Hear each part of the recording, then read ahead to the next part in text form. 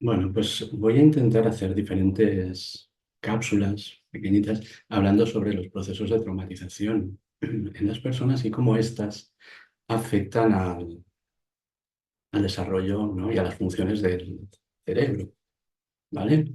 Entonces, eh, como me imagino que no tenemos todos los mismos conocimientos sobre la estructura del sistema nervioso, el cerebro, etcétera, etcétera, nos empezaría dando una pequeña aproximación a lo que es el sistema nervioso para después hablar de las estructuras cerebrales más importantes, ¿no? En los procesos de traumatización, las estructuras clave en esos procesos, ¿vale? Después hablaría un poquito de las respuestas adaptativas que hacemos ante el trauma, y ahí pues me centraría sobre todo en la teoría polivagal del doctor Porges. Eh, Después hablaremos de qué es lo que nos dice la neurociencia sobre el trauma psicológico, ¿no? Entonces, comentaríamos algunos estudios de neuroimagen, ¿no? que hay y tal, y las repercusiones que tiene el trauma desde el punto de vista clínico, ¿no? ¿Cuáles son esas repercusiones? Si se mantienen en el tiempo, etcétera, etcétera. ¿De acuerdo? Bueno, pues dicho lo cual, empezamos, ¿no? Con el sistema nervioso. El sistema nervioso es un sistema muy complejo, muy especializado y está presente en muchas de las especies animales, entre ellas, pues nosotros, los seres humanos, y está conformado por neuronas y por células gliales. ¿Cuál es la función del sistema nervioso? Pues se dedica a coordinar y a controlar las funciones de la mente y del cuerpo. Es decir, nosotros podemos ver gracias al sistema nervioso, ¿m? Lo que escuchamos, lo que olemos, lo que sentimos, lo que pensamos, lo que reflexionamos, el latido del corazón, si tenemos la sensación de que tenemos hambre o tenemos sed o tenemos frío. Todas estas funciones y muchas más dependen del sistema nervioso. Es decir, somos lo que somos gracias al sistema nervioso. ¿Sí? Lo podemos dividir en dos, bueno, se divide en dos partes, ¿no? Tiene como dos ramificaciones. El sistema nervioso central, que lo conforman el encéfalo y la médula espinal, y luego está el sistema nervioso periférico, que está conformado principalmente por nervios y por los ganglios. Si nos paramos un momento en el encéfalo, bueno, pues vemos que nuestro cerebro se parece a una nuez, ¿no? Tiene dos hemisferios cerebrales, el derecho y el izquierdo, y estos dos hemisferios están conectados por una estructura que se llama cuerpo calloso. Ahora, veis, hacemos un zoom y podemos fijarnos bien en lo que es el cuerpo calloso. ¿Qué es? Pues es un conjunto de fibras. Digamos que son como muchas autopistas, ¿no? que conectan un hemisferio con el otro, por donde la información puede moverse. ¿Sí?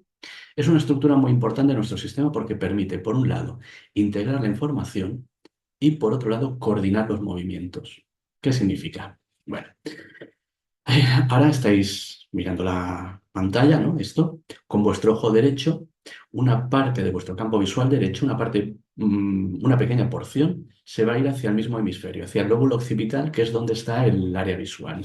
Y parte del hemisferio derecho va a procesar esa información, ¿vale? De un poquito del campo visual derecho. Pero una gran parte de la información que entra por el ojo derecho se va a pasar al otro lado del cerebro y se va a procesar en el hemisferio izquierdo. Lo mismo ocurre con el ojo izquierdo. Una porción muy pequeña se va a ir al hemisferio izquierdo, pero una gran parte de esa información se tiene que ir al hemisferio derecho. Y todo esto es posible porque la información se cruza en el cuerpo calloso. ¿Mm? Entonces, también, por ejemplo, si yo quiero mover mi mano derecha, la orden está viniendo de la corteza motora de mi hemisferio izquierdo, con lo cual muchas de las funciones del cerebro están contralateralizadas, ¿sí? Y para que esa información funcione correctamente, necesitamos que el cuerpo calloso esté íntegro, ¿no? Esté intacto. ¿Mm? Vale. Después, ¿qué vemos? Los hemisferios cerebrales están cubiertos por lo que se llama la corteza cerebral, que la podemos ver como esta superficie rugosa, ¿no? Nuestro cerebro es muy rugoso porque se ha desarrollado tanto con los millones de años, que se ha hecho tan grande y hemos adquirido tantas capacidades que se ha tenido que imaginar sobre sí mismo para ser más pequeñito, ¿no? Y para que nos quepa en la cabeza, ¿sí? Si lo extendiéramos, sería tan grande que necesitaríamos tener una cabeza gigantesca, ¿no? Y no es el caso. Entonces, la corteza cerebral la podemos dividir anatómicamente en cuatro lóbulos. El lóbulo frontal, que es el lóbulo más importante en los seres humanos y es el que nos diferencia del resto de primates porque en el lóbulo frontal nos encontramos con funciones de orden superior. Es decir, en el lóbulo frontal está la capacidad de pensar, de razonar, de reflexionar, de resolver problemas. está una parte muy importante del lenguaje, está el área de Broca, que es el área que nos permite la pronunciación del lenguaje, ¿de acuerdo? También está la capacidad de regular nuestras emociones, ¿no? Si yo tomo una decisión, ¿qué consecuencias va a tener? Todo eso depende del lóbulo frontal, ¿sí? Luego tenemos el lóbulo parietal, que está un pelín más atrás. Y este lóbulo es muy importante porque aquí se encuentra la corteza somatosensorial, es decir, esa parte del cerebro que nos va a permitir saber si tenemos frío, calor, si algo nos ha hecho daño, y luego también está muy relacionada con los procesos atencionales. Debajo de la corteza parietal vemos que está el lóbulo occipital. Su función principal es procesar la información visual. Luego tenemos el lóbulo temporal, que está en verde. En este lóbulo también es muy importante porque aquí se encuentra la corteza auditiva primaria. Y luego también se encuentran estructuras muy implicadas en los procesos de aprendizaje y memoria, como iremos viendo. Si bajamos un peldaño, ¿no? Sí. Y dejamos la corteza cerebral, veremos que nos encontramos ahí en color lila lo que se llama el diencéfalo. Eso es ya en el interior del cerebro, ¿no? Y en el diencéfalo hay dos estructuras importantes. Hay más, pero para los procesos de trauma quizás es importante hablar de estas dos, que son el tálamo y el hipotálamo. ¿De acuerdo?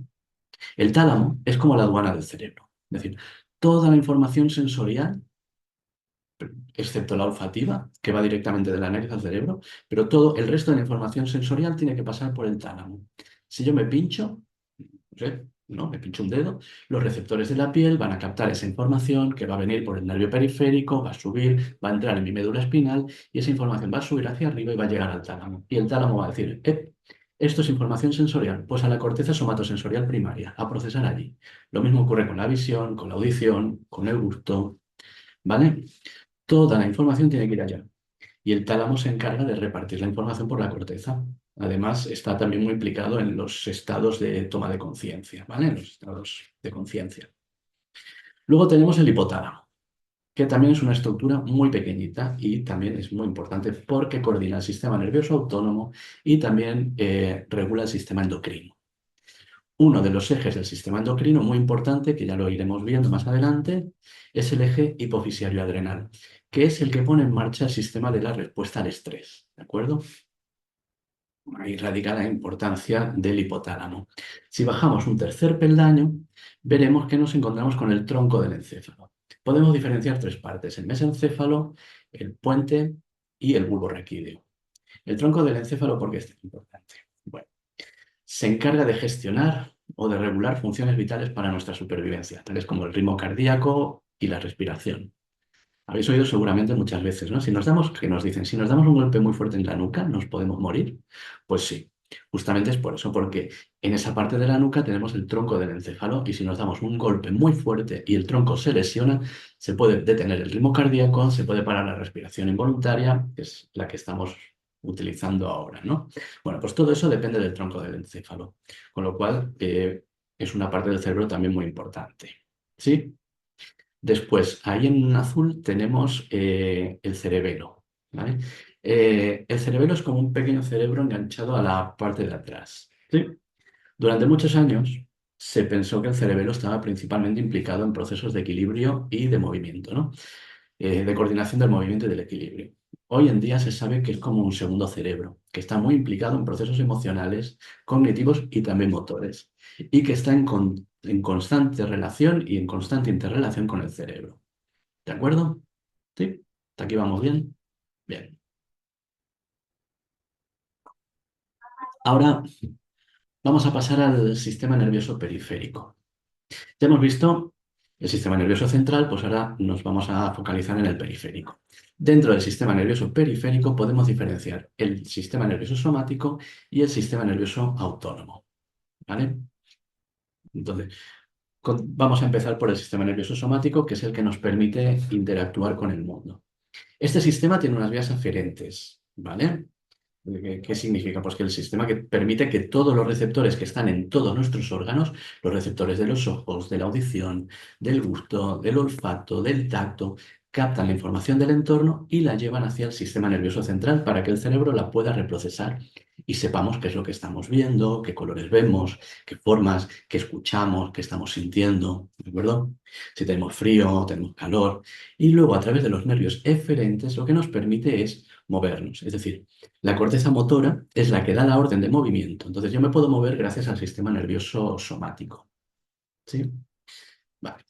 Luego tenemos el sistema nervioso autónomo, que se encarga de regular. Su función principal es mantener el equilibrio interno y que podamos dar las respuestas más adaptativas al medio cambiante, a nuestro entorno. ¿Sí? Entonces, el sistema nervioso autónomo también se subdivide en dos tipos. El sistema nervioso simpático, que se pone en marcha cuando percibimos alguna amenaza o algún peligro. Por lo tanto, cuando nosotros percibimos este tipo de amenazas, se va a activar el sistema nervioso simpático y nos va a preparar para la acción. Y luego está el sistema nervioso parasimpático, que justamente es el antagónico del simpático, es decir, se va a activar en situaciones de calma y relajación. Si nosotros estamos en casa tranquilamente, estaremos desde el parasimpático, ¿de acuerdo? Si de repente escuchamos un ruido muy fuerte, nos vamos a poner alerta, porque se habrá activado el simpático, ¿sí? Entonces las dos ramas, la simpática y la parasimpática, trabajan conjuntamente para poder, para poder regular el estado interno de nuestro organismo, ¿sí? Bueno, es importante también recordar que las características estructurales y funcionales del sistema nervioso que tenemos en la actualidad es el resultado de los millones de años de evolución. ¿Mm? Entonces, con nuestro sistema nervioso actual, lo que podemos hacer es recoger la información, integrarla, valorarla y siempre dar la respuesta más adaptativa para nuestra supervivencia. A veces podemos llevar a cabo conductas o tenemos respuestas que desde un punto de vista externo, desde un observador que está fuera, no tienen mucho sentido, pero desde un punto de vista biológico sí lo tienen, como son las respuestas ante el trauma, que ya lo veremos en próximos vídeos. Entonces es importante también, ¿no?, recordar que el sistema nervioso de cada persona está configurado por la información que contienen los genes. Sin embargo, los genes pueden modificar su expresión a través de a través de factores ambientales. Es lo que se conoce como la epigenética, ¿no? Es decir, cómo diferentes factores ambientales son capaces de modificar la expresión de los genes. Por ejemplo, el estrés maternal, es decir, cuando las mujeres están embarazadas y están sometidas a un estrés crónico, o cuando el bebé acaba de nacer, o los primeros años de vida, durante toda la infancia, una parte de la adolescencia, ¿no? Si los niños son expuestos a eventos adversos, todos estos factores lo que van a hacer es que va a cambiar la expresión de sus genes. Y ese cambio en la expresión de sus genes va a llevar a una alteración en diferentes sistemas de nuestro organismo. Entre ellos se va a alterar el eje HPA, ¿no? El eje hipotalámico hipofisiario adrenal. Ya lo veremos más adelante, ¿no? ¿De acuerdo?